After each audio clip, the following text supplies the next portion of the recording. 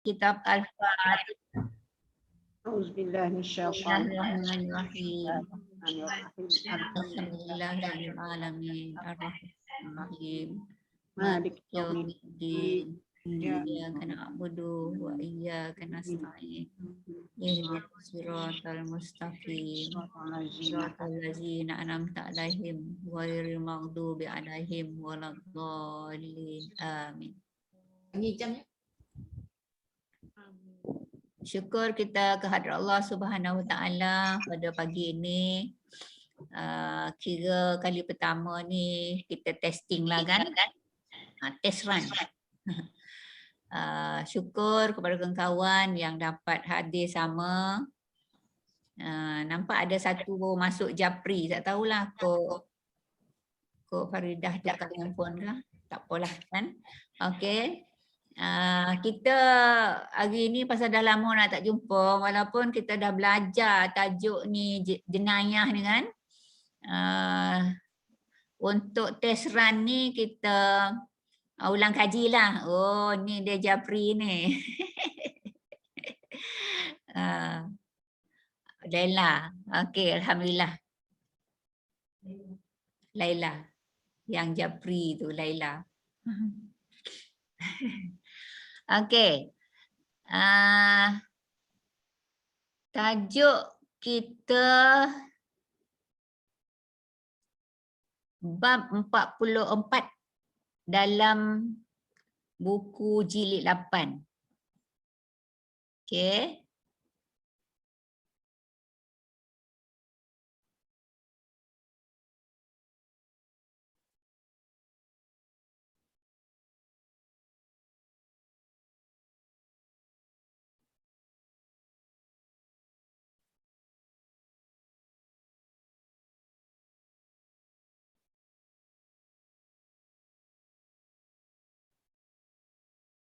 Semua nampak tu ya, bab 44. Jilid 8 kitab kita tu lah. Tajuk bab 44 ni jenayah, hudud dan yang berkaitan dengannya. Kita ulang kaji lah dengan apa yang dah belajar dulu pasal dah lama nak tinggal kan.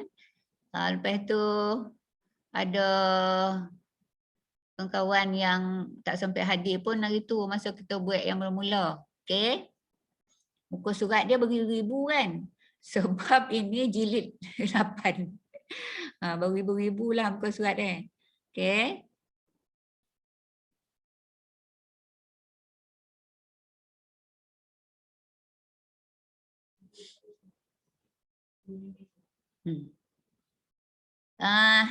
Tajuk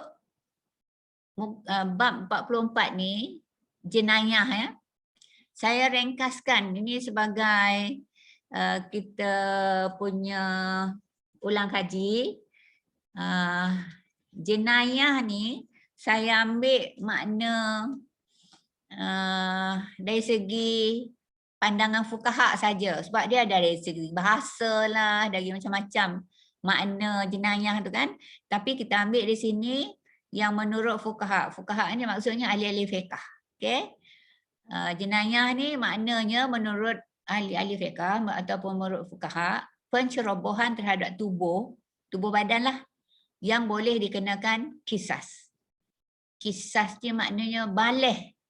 Macam mana yang orang tu buat terhadap diri dia. Tu kisas lah.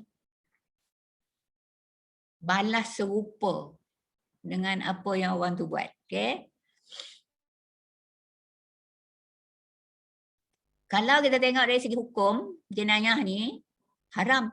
Memang haram lah. Lagilah kalau yang dilakukan itu pembunuhan. Sebab nyawa seseorang bukan hak kepada seseorang yang lain. Tetapi hak Allah. Memandai-mandai pula nak ambil hak Allah kan. Sebab tu hukumnya haram. Okay. Dalil jenayah ni. Dalil ni banyak dalam kitab kita tu. Ada ayat Quran, ada hadis. Banyak. Saya ambil dalil yang pertama dalam kitab kita tu. Iaitu surah Al-Isra ayat 33. Al-Quran lah kan. Ayat 33 surah Al-Isra ni, wala taqtulun nafsa allati haramallahu illa bilhaq wa man qutila mazluman faqad ja'alna liwaliyihi sultanan fala yusrif fil qatli innahu kana mansura. Itu dia punya teks Quran ni lah. Terjemahan dia ada saya tunjukkan dalam slide tu. Dan janganlah kamu membunuh diri seseorang manusia yang diharamkan oleh Allah membunuhnya kecuali dengan alasan yang benar. Alasan yang benar ni memang dah dibuktikan dia bersalah ya, ataupun orang tu dia memang kerja dia membunuh orang yang telah dijatuhi hukum membunuh. Itu maknanya alasan yang benar lah tu kan. Dan sesiapa yang dibunuh secara zalim, maka sesungguhnya kami, iaitu Allah lah kan, telah menjadikan warisnya berkuasa menuntut balas.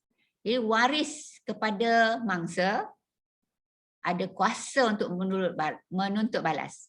Dalam pada itu, janganlah ia tu warislah ya, melampau dalam menuntut balas bunuh itu. Kerana sesungguhnya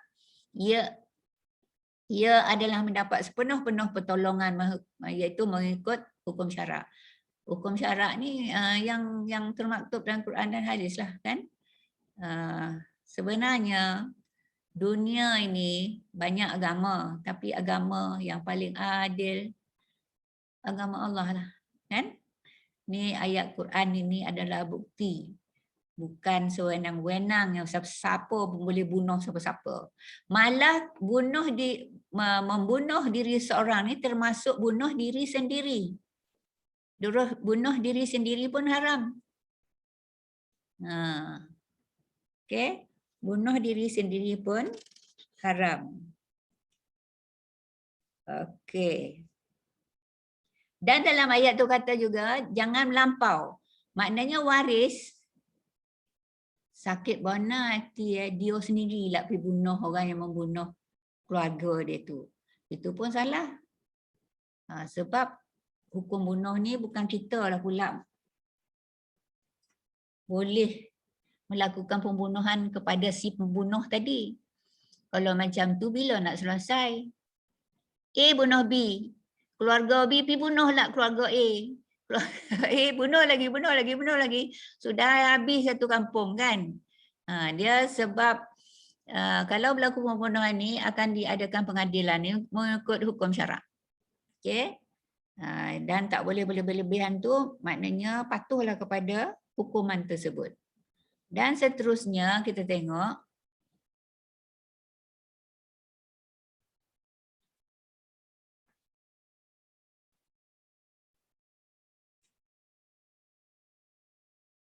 jenayah ni ada dua kategori. Yang pertama, serangan yang mengakibatkan kehilangan nyawa. Kehilangan nyawa tu artinya matilah kan? Iaitu bunuh. Okay. Yang kedua, serangan yang mengakibatkan kecederaan pada anggota badan tanpa membabitkan nyawa. Seperti potong tangan. Mencungkir mata. Mata cungkir kan, tak ada potong lah kan. Potong telinga, potong hidung atau sebagainya. Jadi ada bunuh hilang nyawa, ada satu lagi berlaku kecederaan. Berlaku kecederaan ni itulah contoh-contoh potong tangan, potong kaki kau, potong telinga kau. Tak matilah. Tapi berlaku kecederaan. Itu kategori jenayah. Okey. Yang seterusnya kategori jenayah ni ada 3 jenis. Jenayah bunuh. Jenayah bunuh tu ada 3 jenis. Satu, bunuh dengan niat. Bunuh dengan niat ni perlu memenuhi 2 ciri. Iaitu niat membunuh. Kalau dia tak ada niat membunuh, bukanlah kategori yang ini. Ya. Saya tak ada niat nak bunuh no, tapi matilah dia. Tu maknanya dia membunuh tanpa niat kan. Kategori yang pertama ni pembunuhan dengan niat. Memang dia berniat nak membunuh. Dengan adanya niat tu maka ini adalah kategori yang pertama. Yang kedua, alat yang digunakan untuk membunuh tu mestilah alat yang biasanya memang boleh menyebabkan kematian. Alat yang digunakan tu parang bawa tombak bawa untuk membunuh sebab dia memang berniat kan. Lepas tu digunanya alat tu. Jadi itu kategori yang pertama lah, memang membunuh dengan niat. Okey. Berapa kategori tadi tu? 3 ya. Ini yang pertama. Yang kedua, pembunuhan hampir sengaja.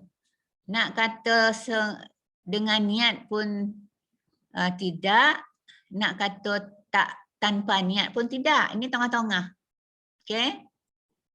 Pembunuhan hampir sengaja ni, pembunuhan yang dilakukan dengan menggunakan alat yang pada kebiasaannya tidak boleh mengakibatkan kematian.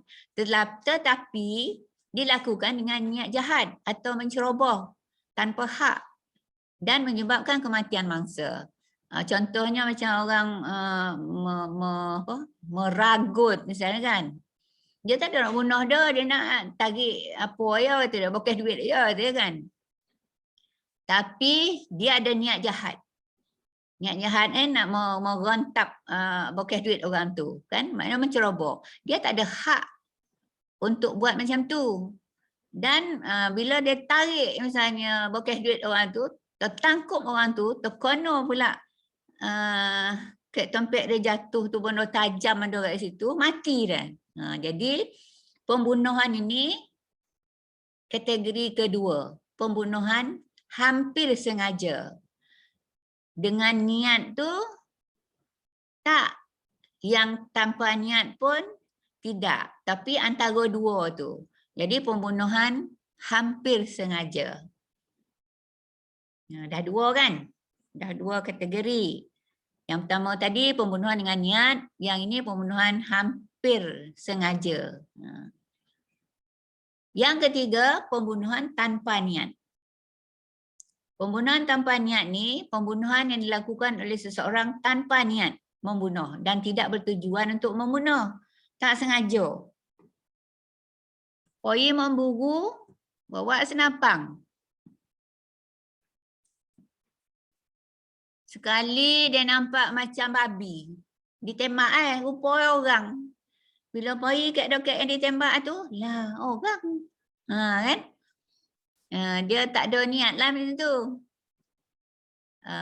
Jadi ada 3 kategori tadi kan.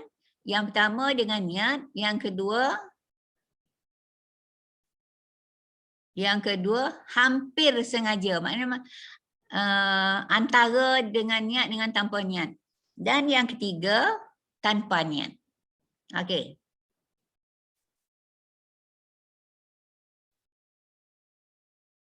Hukuman setiap kategori tu. Apa hukum Hukuman kategori 1, pembunuhan dengan niat tadi. Ada 2 hukuman dia. 1 di akhirat, 1 di dunia. Ada agak orang tanya-tanya kan, kalau dah hukum kat dunia ni, so akhirat tak kena lagi ke? Tu tengok ya.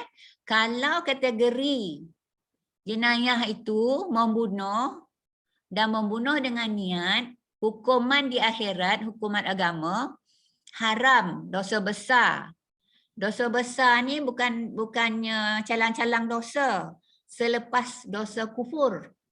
Maknanya, kalau dosa kufur tu kekal di neraka selama-lamanya, kan? Maka selepas dosa kufur adalah dosa membunuh. Makna kalau siapa membunuh dengan niat ni, dia takkan keluar dari neraka dah. Kekal lah dalam tu macam orang kafir. Satu lagi macam orang munafik. Orang munafik pun kekal dalam neraka, takkan keluar-keluar dah. Okey. Pesalah dihukum azab yang pedih dalam api neraka sekiranya dia tidak bertaubat. Di negara kita ni, kalau seseorang yang dihukum bunuh tu, dia duduk dalam penjara dulu kan. Sementara menanti hukuman bunuh tu, dia ada guru agama yang Islam lah kan. Ada guru agama yang mengajar dia, membimbing dia. Kalau Islam, alhamdulillah lah setakat yang kita dengar kan, diajar dia bertaubat. Jadi kalau bertaubat, taklah kekal dalam neraka. Tu maksud dia lah. Kan? Tapi kalau orang yang dah bunuh orang, lepas tu dia lari larau, keluar negara, tak balik-balik, tak bertaubat, tu harapan sangat tinggi lah untuk kekal dalam neraka. Macam tu lah ayatnya kan. Yang kedua, hukuman di dunia, iaitu hukuman mahkamah lah. Makna bunuh dengan niat ni, di akhirat kono, di dunia pun kono. Bukan akhirat ialah dunia ialah dia hidup macam biasa ya. Tak. Bunuh dengan niat ni di akhirat kono, di dunia pun kono. Jadi hukum mahkamah di dunia hukumannya kisas. Kisas ni kalau dia membunuh maka dibalas bunuh. Iaitu sebab mati yang dibunuh itu maka dia pun kena matilah. Itu hukum dunia. Kecuali waris memberi pengampunan. Lah hai kata dia, anak dia dah mati. Lepas tu cakap dengan mak ayah yang pembunuh tu lah, ni anak kau pula mati, berdua bona lah kita mati. Anak dia mati, anak kau pun mati. Kesian lah hai kata dia. Dia maafnya katalah macam tu kan. Kalau waris memberi pengampunan atau menukar hukuman kisas kepada diat, diat ni maknanya pampasan, ganti rugi. Misalnya mati tu kalau dia hidup sehingga umur dia sekian-sekian, berapa pendapatan dia boleh dapat untuk menampung perbelanjaan keluarga dia kan. Maka bayar pampasan lah. Dan pampasan itu daripada harta pesalah. Dia yang membunuh, harta dia lah. Kau ada rumah, itu ya ada. Jual lah rumah tu atau menggadai lah rumah tu untuk bayar. Tapi dia tahu hidup lah, dia tak ada dihukum mati. Okay? Pesalah perlu membayar diat dengan segera tanpa melengah-lengahkannya. Tak boleh tangguh. Orang yang membunuh, kalau waris beri pengampunan atau tukar hukuman dari balas bunuh tu kepada diat atau bayar pampasan, mestilah bayaran pampasan tu ataupun diat itu daripada harta pesalah sendiri. Dan pesalah sendiri tak boleh lengah-lengah, mesti bayar segera. Tu yang kata tadi, apa kata dia ada, kalau tak ada kata lain, maka patut jual-jual lah. Kalau nak hidup lah kan. Kalau nak hidup tu lah. Okey. Seterusnya, itu kategori 1 ya. Kategori 2, pembunuhan yang hampir sengaja tadi. Pun ada 2 hukuman. Satu hukuman akhirat, satu lagi hukuman dunia. Hukuman akhirat sama, haram, berdosa, layak menerima azab Allah. Azab di akhirat. Ya. Yang kedua, hukuman mahkamah iaitu dunia adalah diat iaitu pampasan yang berat dan tidak dikenakan kisas seperti membunuh dengan niat walaupun waris mangsa menuntut hukuman bunuh. Misalnya waris dia dan tak kira apa dah, dan nak dia mati juga kan. Apa nama ni, hukuman mahkamah dunia tidak dikenakan kisas. Kisas seperti membunuh dengan niat tu kan. Walaupun waris ni bergeria nak dibunuh juga orang tu. Dia hanya bayar pampasan yang berat saja. Sebab dia membunuh tidak dengan niat dan tidak pula tanpa niat.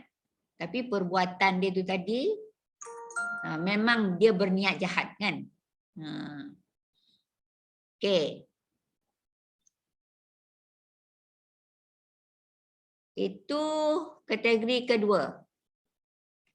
Kategori ketiga, yang pembunuhan tanpa niat tadi. Dia ada 2 hukuman. Samalah ada 2 hukuman ya. Satu hukuman akhirat, satu lagi hukuman dunia. Hukuman akhirat tu hukum agama, hukuman dunia tu hukuman mahkamah. Hukuman agama ni ia diampunkan tanpa sebarang dosa dan hukuman. Yalah dia tak sengaja kan, tak ada niat. Saya tak ada niat pun katanya, kan? Dan dibuktikan dengan tindakan dia, dengan bukti-bukti memang yang dia buat tu, orang tu mati, dia memang tak ada niat nak membunuh. Ini kerana perbuatan yang dilakukan tidak disengajakan dan tanpa sebarang niat. Agama dia juga, agama lapeh. Diampunkan dosa dia. Itu yang tanpa niat ya. Hukuman mahkamah dunia, keluarga pembunuh wajib membayar diat. Di dunia tak lapeh. Keluarga wajib membayarkan diat dalam tempoh 3 tahun secara mukhafafah diringankan, boleh bayar ansur. Maknanya orang yang mati tu dibayar beransur tiap waris. Misalnya yang ditinggalnya tu isteri dan anak-anak ramai. Jadi diat tu menampung kehidupan tu lah yang ditinggalkan oleh si mati. Tapi yang membayar diat ni bukanlah si pelaku, bukanlah si pembunuh tadi yang membunuh tanpa niat tadi, tetapi keluarganya yang tanggung. Pergi ke keluarga kan. Tapi kalau dia memang banyak lah otor kan, banyak lah duitnya, mak ayah tak pula berduit. Dia beritahulah mak ayah biarlah dia kata dia bayar diat tu. Tak adalah salah dah. Tapi dari segi hukuman yang terdapat dalam hukum fiqh ya, keluarga yang wajib membayar diat. Dan bayar diat tu dalam tempoh 3 tahun. Okey ya. Seterusnya, ada kalanya bunuh tanpa niat ni hukumannya bukannya diringankan. Tadi diringankan tu mukhafafah kan, macam najis lah kan. Najis mukhafafah mughalazah kan. Hukuman diat pun ada mukhafafah, ada mughalazah. Maknanya ada sesetengah kes bunuh tanpa niat ni, hukuman diatnya diberatkan. Hukuman ini bergantung kepada keadaan berikut. Ada 3 keadaan di situ. Yang pertama, pembunuhan berlaku di kawasan Tanah Haram Mekah. Di Mekah dia membunuh, jadi boleh hukumnya. Tak macam di tanah halal. Kita ni tanah halal kan. Mekah tanah haram. Yang kedua, pembunuhan berlaku pada bulan haram. Bulan haram dalam Islam ada 4. Tak boleh berapa orang. Ya. Tapi selalu Israel seorang Palestin bulan puasa kan? Bulan puasa tak masuk dalam bulan haram berapa orang dah. Yang masuk 4 bulan saja, iaitu Zulkaidah. Zulkaidah ni sekarang ni lah kan. Kalau kiraan Islam, Zulkaidah ni bulan 11 Hijrah. Zulhijjah ni bulan 12. Sekarang ni Zulkaidah, bulan haram ni. Lepas Zulhijjah nanti Muharram kan, bersambung 3 bulan tu. Zulkaidah, Zulhijjah, Muharram. Dah 3 bulan kan. Dan Rajab. Antara Muharram dengan Rajab tu ada berapa bulan tu? Muharram, Safar, Rabiul Awal, Rabiul Akhir, Rajab. Safar, Rabiul Awal, Rabiul Akhir. Jamadil awal, Jamadil akhir. Ada 5 bulan. Tak apa? Tak termasuk dalam bulan haram. Rajab masuk. Lepas tu Syakban, Ramadan. Syakban, Ramadan pun tak masuk. Jadi hampir dari 2 bulan lah. Kalau berlaku pembunuhan itu pada bulan haram, iaitu hampir bulan yang telah ditetapkan itu, maka hukuman diatnya diberatkan. Yang ketiga, pembunuhan berlaku pada mahram. Kita selalu sebut muhrim kan? Sebenarnya mahram. Tu muhrim kau ke tu? Sebenarnya tak betul muhrim tu dah. Yang betul yang mahram. Mahram ni ibu, saudara perempuan. Kalau kita jumpa perkataan saudara perempuan, berarti adik-beradik perempuan. Bapa saudara sebelah bapa, bapa saudara sebelah ibu, serta semua saudara yang mahram. Semua saudara lain yang mahram tu, kalaulah dia pergi bunuh pak saudara, pergi bunuh mak pergi bunuh adik-beradik perempuan maknanya dia akan dapat hukuman diat yang berat. Borek ringan hukuman diat ni dalam kitab tu ada disebut tu. Apa nama ni? Sembelih unta ikut umur. Makin banyak umur unta tu makin mahal lah rogo unta tu. Lepas tu bilangan unta tu. Bilangan unta tu ada berapa ekor sekian, sekian berapa ekor pula. Tu yang jumpa binti Labun, Ibnu Labun semua dulu tu. Dalam kitab tu ya. Makna sesiapa yang ada kitab tu boleh rujuk lah apa hukuman yang borek diat tu. Apa hukuman yang ringan diat tu. Boleh rujuk lah ya. Saya bagi ni poin-poin saja. Okay. Yang ke-11. Pakatan membunuh seseorang. Sebab membunuh ni ada kerja seseorang, ada kerja berkumpulan. Kan? Bila berpakat tu berkumpulan lah. Dan maksud berkumpulan ni lebih dari seorang. Saya ada buat tu, jadual tu. Bilangan dalam satu kumpulan, lepas tu hukuman yang dikenakan. Yang dikenakan. Bilangan dalam satu kumpulan tu, sekurang-kurangnya 2 orang lah kan. 2 orang atau lebih berpakat. Jika seorang pun melakukannya bersendirian sudah cukup meragut nyawa mangsa. Lagilah 2, 3 atau lebih. Kalau ini dilakukan oleh orang yang berpakat tu, semua kena kisas. Kena kisas tu berarti semua kena hukum bunuh lah. Kerja yang dibuat ramai tu, berdua ke bertiga ke berapa ke, kalau yang dibuat itu sama ya, memang boleh menyebabkan kematian, maka semua tu kena hukum kisas. Kisas ni berarti balas bunuh, ya, hukum bunuh.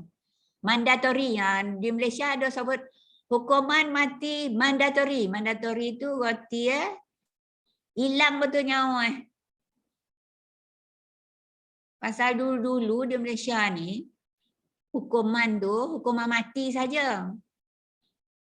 Bila hukuman mati, adalah satu kes tu dah hukum gantung. Dah hukum gantung. Lepas tu entah kau sengaja ke tak sengaja yang tukang gantung ni, bila diturunkan pesalah tu dari tali gantung, hidup dah lagi. Jadi kata dia, saya dah hukum gantung dah, tidak tak mati, saya punya rezeki lah. Jadi di Malaysia telah ditambah satu perkataan, hukum gantung sampai mati. Bukannya hukum gantung sahaja. Okey? Hukum gantung sampai mati. Sebab bunuh di Malaysia ni gantung kan. Negara lain ada tembak. ada yang duduk kat kursi elektrik, sambil duduk tu tiba-tiba ya elektrik tu di on mati kat atas kursi. Ataupun terbaring tak tahulah. Tapi di Malaysia masih kekal hukuman gantung. Jadi untuk pastikan orang tu mati ditambah ditambah 2 perkataan, digantung sampai mati. Jadi perkataan sampai mati itu pasti dia betul memang dah tak bernyawa dah, barulah hukuman itu sempurna. Okey. Yang kedua yang berpakat yang tadi ni, sekiranya salah seorang di kalangan mereka tu hanya mendatangkan kecederaan, tidak mencapai tahap boleh membunuh, sementara seorang lagi membunuh mangsa sehingga mati. Saya tak ada bunuh dah. Saya apa ya kata dia. Tumbuk apa? Pecah. Tumbuk perut pecah perut dia. Ketebarai si perut dia kan. Saya tak ada bunuh dah. Yang bunuh dia ni. Dia yang manuan leher dia kan. Okey, macam mana hukuman dia? Pesalah kedua yang membunuh hingga mati tu kan, dikenakan hukuman mati. Manakala pesalah pertama dikenakan hukuman balas kecederaan atau diat. Okey. Yang ketiga, sekiranya salah seorang di kalangan mereka mendatangkan kecederaan yang berat sehingga hampir membawa maut mangsa, dan mangsa tidak lagi boleh, katalah tak boleh melihat, tak boleh bercakap, tak boleh bergerak, terbaring kan, dan disahkan akan mati akibat kecederaan tersebut. Kata doktor ni tak dapat lebih ni dia, macam tunggu saat dia mati lah kan. Akibat kecederaan yang dilakukan oleh yang buat kerja tadi, yang berpakat tu. Walaupun untuk tempoh berapa, ini kira umur dalam 3 hari dia habis lah ni, macam tu lah saya kata kan. Kemudian mangsa diserang lagi oleh orang lain. Orang lain menyerang. Yang tadi ni dia dah bantai orang tu sampai lebih dari separuh matilah kan. Tinggal nak mati lagi. Lepas tu datanglah yang lain lagi nambah. Kan. Pesalah pertama dihukum sebagai pembunuh. Sementara pesalah kedua akan dihukum takzir. Takzir ni maknanya tadi apa? Bayar pampasan. Bayar pampasan. Okey. Sebabnya dia ni dah nak mati kata dia, nompanglah sekaki. Pergilah dia buat apa-apa dekat orang tu. Makna yang kedua ni dihukum takzir. Jadi itulah PowerPoint yang saya sediakan untuk kawan-kawan. Kita ada masa lagi setengah jam.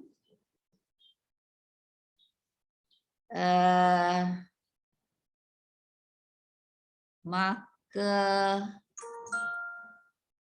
saya bukalah kepada kawan-kawan nak share atau nak bincang lagi apa-apalah berkaitan dengan yang saya dah bentangkan tadi. Ya? Boleh buka mic. Kalau nak bercakap boleh buka mic.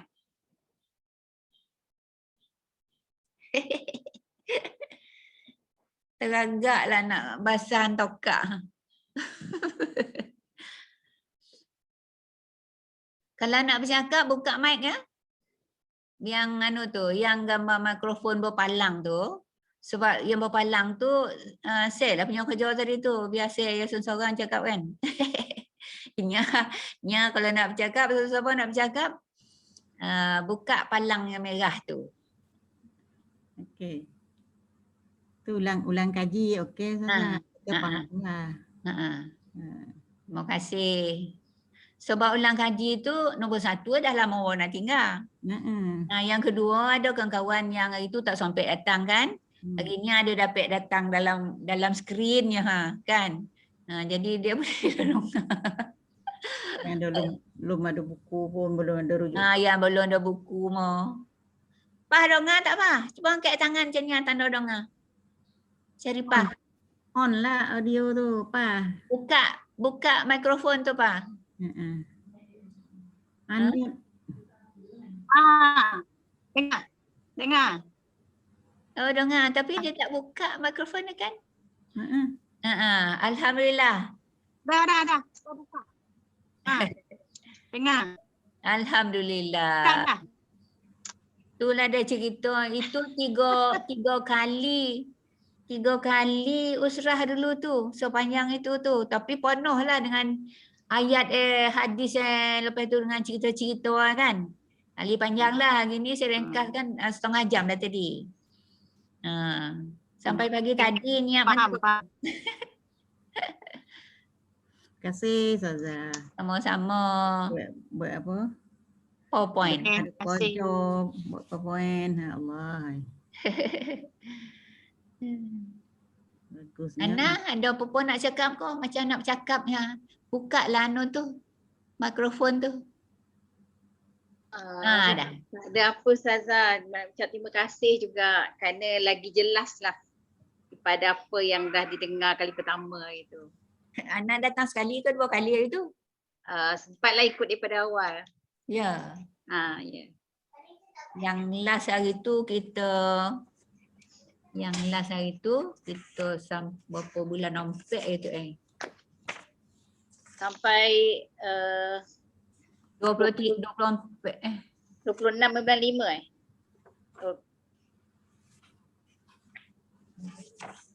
bulan 4. 7 bulan 4 Tujuh. 4 bulan 4. Sampai situlah gitu. Alhamdulillah lah Ana. Ya, terima kasih Ustazah. Sama. Doa mata saya elok lah, merah pula mata saya sebelah lah. Sebelah kiri ni. Dia lama bertokun mandang skrin tu kan. Itulah pagi ni tu merah pula mata. Mudah-mudahan sembuh lah dia. Dulu tu lama juga. Sebab lagi lebar merah. Hari tu mata kanan, ni mata kiri. Titik lah air apa tu? Air apa? Energi Ustazah tu. Ni air kangen lah. Bismillahirrahmanirrahim. Air kangen tu, titik dalam mata tu. Dah hubur dah tadi. Ya, isi pakai mulut pula. Mudah-mudahan sihat. Nak tanya lah Ustazah, PowerPoint ni boleh tengok balik tak? Boleh? Boleh insyaAllah. Oh boleh. Nak Nanti buka ya?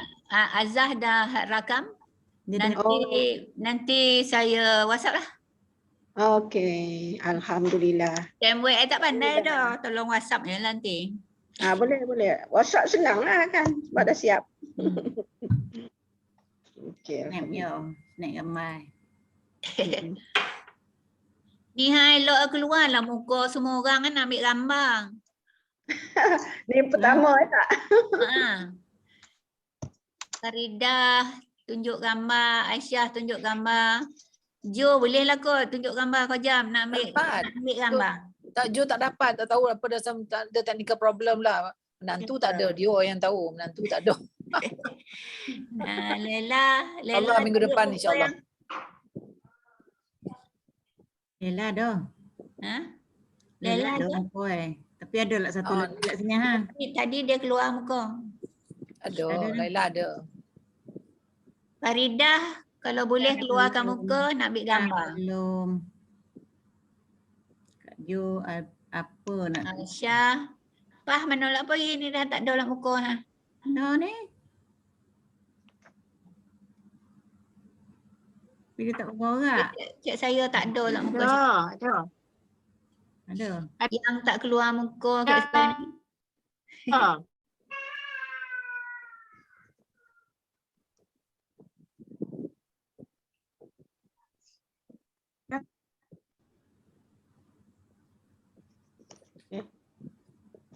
Ni Faridah. Tadi muka keluar. Ni je lah. Ni nak ambil gambar macam mana? Di mana ada lah Ustazah? Yolah. Pandang kamera semua. Senyum. Wah, nanti orang kata ni Usrah senyum kau. Anytime senyum lah. Dah Okay, klik. sedia satu. Sekali lagi. Pandang kamera 1, 2. Satu lagi 1, 2. Okey, terima kasih. Terima kasih. Dah siap dah gambar. Bolehlah berburak lagi dah lama. Tadi Syarifah ada tak gambar? Ada. Tadi tak ada. Ni bangun baru ada oleh. Yang tak ada gambar Faridah dengan Jo lah. Berapa orang kita ni? 4, 8 seboleh. 9. Saya seboleh. 11. Ramai tak dapat join.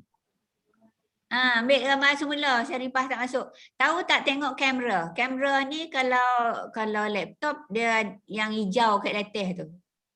Kalau handphone, tahu kan kamera dia? Atas juga. Oh, Oh, okey. comel. Okey. Ready? Okey, 1, 2. Okey, sekali lagi. 1, 2, 3. Okey, terima kasih. Okey. Mariah masuk tak tadi tengah? Masuk? Masuk, Alhamdulillah. Tiba-tiba hilang kat dia kejap. Ada tak benda-benda yang nak ditimbulkan lagi ni? Banyak di masa ni. Apa nama, siapa? Aisyah. Siapa nama tu yang Goma masak bagi kita makan tu? Zaleha. Ani Darus. Ni. Oh. Ani. Apa khabar dia? Saya dekat pun tak tahu khabar dia. Malam tadi saya mimpi dia 2 kali. Ya Allah. Saya nak telefon dia nanti. Agak dia tak buka-buka kot. Aduh. Dia sibuk. Lama Takkan tak cucu dia. Lama nak tak jumpa dia dah. Itulah. Saya ada jumpa dia sekali kat pasar. Gombo sebenarnya. Oh. Wah, anak ni. Kombang nampak Habibie. Yalah kata dia, duduk ya makan tidur. Lama tak kan.